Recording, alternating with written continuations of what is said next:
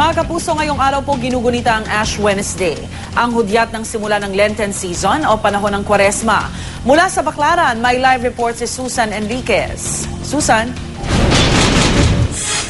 Kaya nagpapatuloy ang unang misa para sa pagsisimula ng Kwaresma ngayong araw na ito, no? Yung misa na ito na pinangunahan itong si Father Ariel Lubi, at katatapos lamang ng homily, at pagkatapos ng homily ay benedisyon na yung abo na ipapahid doon sa mga Katoliko na nagpunta rito sa Baclaran Church kaugnay nga nitong Ash Wednesday. Ang Kwaresma po ay 4 na pong araw na paghahanda para po sa paggunita sa pagkamatay at muling pagkabuhay ng poong Hesukristo hanggang sa paghahanda po natin sa Pasko ng pagkabuhay. Kaya naman po ngayong araw nito ay nakikita natin napakarami ng mga tao dito sa Baclaran Church dahil bukod sa Ash Wednesday ngayong araw nito ay ito po yung tinatawag din mga Baclaran Day, kung saan yung mga deboto po at namamanata dito sa Baclaran ay nagtutungo tuwing araw ng Miyerkules. At kanina nagbigay na rin po ng announcement si Father Ariel Lubi na ang pagpapahid po ng abo sa noo ng mga nagpunta rito sa simbahan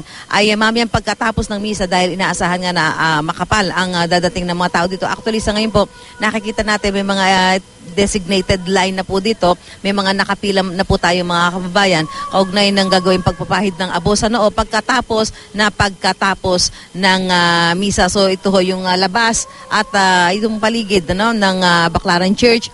May mga inilagay na ho sila doon kung saan tatayo yung mga magpapapahid hanggang doon sa may harapan dahil ang sabi nga ng pari ay hindi kakayanin na ang lahat ng magpapapahid ng abo sa kanilang mga noo ay pumasok pa dito sa loob ng simbahan. Maliban na lamang doon sa mga a-attend sa misa. Ang misa ngayong araw nito dito sa Baclaran Church ay hanggang mamayang 11:00 ng gabi. Rhea? Alright, maraming salamat, Susan Enriquez.